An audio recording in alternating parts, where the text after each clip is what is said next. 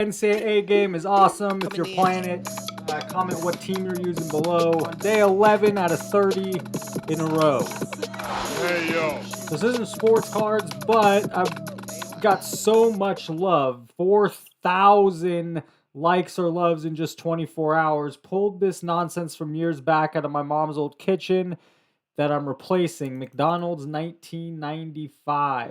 It's 2 old beef patties, special sauce, lettuce, cheese, pickles, and onions on a sesame seed bun. And now it's only 59 cents. Before we click on, I just want to show a lot of people could relate to this. My dad and I went to McDonald's literally every lunch during the summer of 92 collecting Dream Team cups. We wanted sets for us and my two brothers. I couldn't go to McDonald's until 1993. He passed away a year later, and I pulled out all the cups and gave my brothers their sets. These are great reminders of my dad. I didn't know it was going to be so sentimental. It's beautiful. It's awesome. Reggie Miller, my favorite player all time. I still have this one. I got to find this. Send me this one.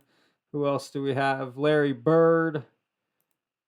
They have characters on them as well. Jordan. Sean Kemp was a fun player to watch in his prime.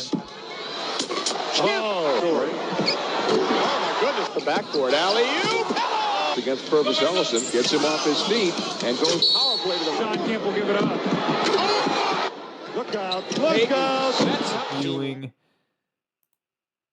Who else do we have here? Grandmama, Larry Johnson, UNLV. Grandmama can whoop you in her. Grandmama! Let's go. In yesterday's video, we went over Project 70 and this guy's pickup, so we didn't look at any of the comments, and I was just curious to scroll through.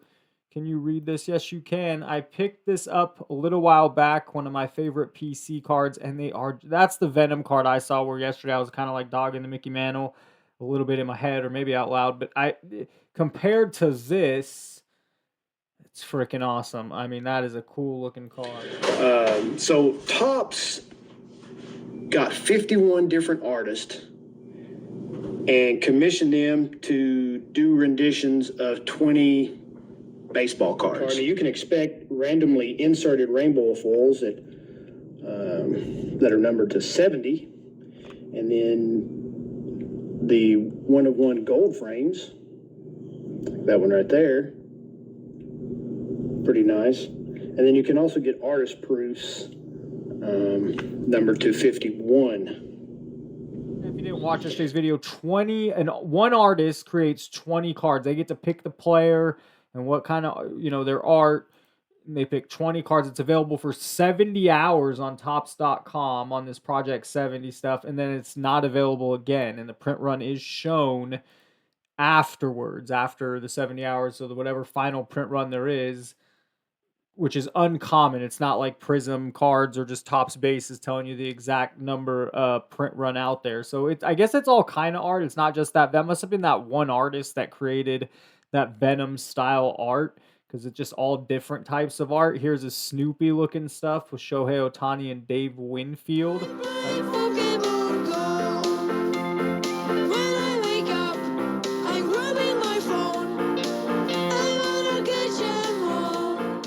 So there's also a page recently called Non-Sports Card Nonsense for more things along celebrity or WWE. I ran across this. It had 128 comments, 413 engagements, which is a lot for this group right now. And it says that I believe this is Mozart's first card, none graded higher. There's a PSA 4 as well. And this is a SGC 4. It says 1893. I'm going to pronounce this wrong, but Liebig. It's a Wolfgang Amadeus Mozart is his full name. And French, there he is. And I would assume this card is not cheap. It was probably expensive. And if not, this is a great card to own. Good pickup. This thing survived 131 years, and it's a 4. I've survived 32 years, and all I get is authentic. A comment of the week. This thing has survived 131 years. Got 123 laughs or likes, so I'm not the only one. I survived 32 years, and all I get is authentic. Nice. Yeah, that's a great comment. Totally thought this was an Allen and Ginter at first glance, no doubt. I mean, Allen Ginter tries to have the old style look. Man, Mozart had a banger season. Wow, a Mozart rookie. Is there a 1-to-1 refractor? Is that a jar of mayo on the card? Jar of mayo. Where are we looking? Right there, maybe so. That's pretty good catch and hilarious. This is one of my more expensive purchases or NBA cards I've ever got. In this box, I'm collecting every single NBA basketball player's rookie card to ever play. Hall of Famers, they get slabs. Change of direction by Bryant. Slam dunk. This is in my collection. This is the rookie Kareem Abdul-Jabbar. Again, probably one of my better rookies in the collection. Definitely one of my more expensive cards. I would say the best rookie, if not top 10 on my list. And the most expensive rookie I bought. It's in a PSA 4. It looks clean for a PSA 4. Let me take one. Yeah, I mean, it has some corner issues. The centering's pretty damn good. I mean, it's a nice looking card. It's definitely a nice looking card. And not only do I have the 1969, which is his rookie, but I also have his 1970 rookie, second year tops. This is in a PSA 5, I believe. Yeah, in a PSA 5 again, a clean looking PSA 5. So I have Kareem covered. He's not in the debate for best of all time. For those that know NBA, he's in the top 5, top 3, if not arguably the best NBA player, best basketball player to ever play in the NBA. I wanna play Pokemon all day long, all day Point out a couple cards before we get out of here. Joe Montana. This is his rookie card 1981. This is in a PSA 8.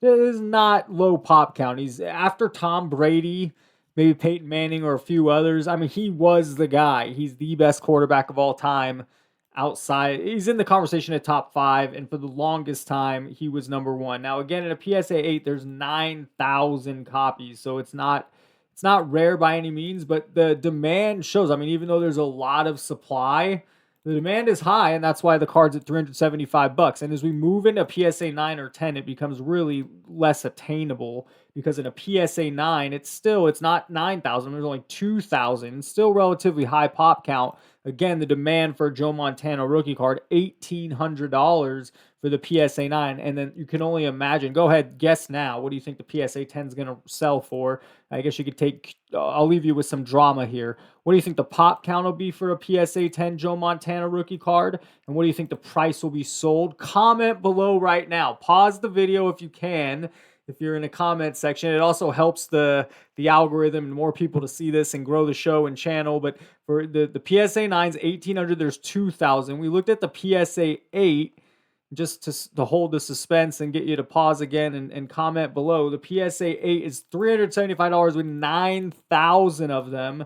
Let's go to the PSA 10. The PSA 10, I would guess there's under 1,000 of them. Not only under 1,000, there's only 114. Get out of town. Oh, there's the lovely Heidi, everybody. Oh, hey. $37,000, just 114. So it shows you what scarcity and pop count does, and the amount of in certain pop counts. In a PSA 10, it's a $37,000 card. In a PSA 8, it was something for $370. Jesus. Yeah, that's incredible. If my math is right, that's 1% of the value. So, I mean, that's just incredible. It's been on a downhill trend. This card in July. Imagine buying this card. Jesus. It shows you what I'm talking about. The market is, the prices are starting to get fair where you might want to be a buyer soon. Now, it doesn't mean it'll switch to a seller's market anytime soon. It could take 5 years, 10 years, 15 years. But prices are getting to a point where, yeah, it feels like, tell me when to go, 70 grand this thing hit in July of 2022, 66 grand August 2022. It had a high of 66 grand again back in January of 2023, and then it just continues to fall. So if we rewind, sorry to go out of order, 48 grand in November of 2022, and we've just seen a slope downwards ever since. Jeez. Yeah. And now it's settling somewhere. If we look at the 6-month chart, does it look settling or still sloping down? Yeah, so I mean, there's only limited sales because there's not many of them. Let's look at the PSA 9. Does the PSA 9 tell the same story? It's much less expensive. So the PSA 9, yeah, in the past 6 months, pretty steady, but it looks like if we go out to 2 years, more steady. So I don't want to make this video too long, but I want to get into one thought that just crossed my mind. If you go for those more expensive cards, this is what scares me sometimes going in expensive in a card, is you have more room to fall. So for instance, if you had bought this PSA 9 2 years ago for $1,900, guess what? I've lost $200. Where if you were the PSA 10 buyer, you lost, wrong button, you lost tens of thousands of dollars, not just $200 and a tiny percentage. The PSA 10 was selling, let's say you got it not at peak. Let's say you even bought it here at 54 grand, not even close to peak at 70. And now it's down to 37 grand. You lost $20,000 on that.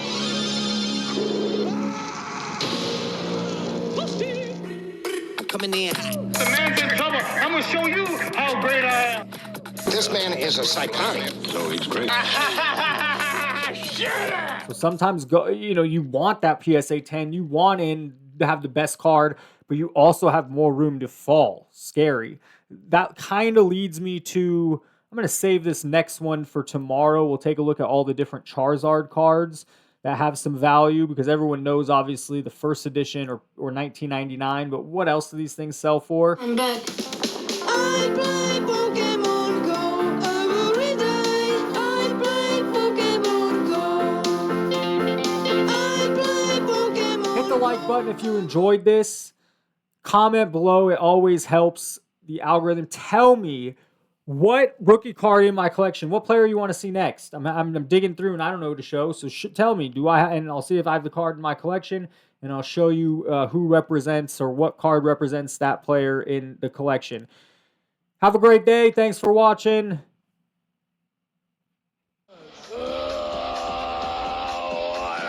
What up, everybody? This is Robert Ory, aka Big Shot Bob, and you're watching Professional Sports Cards.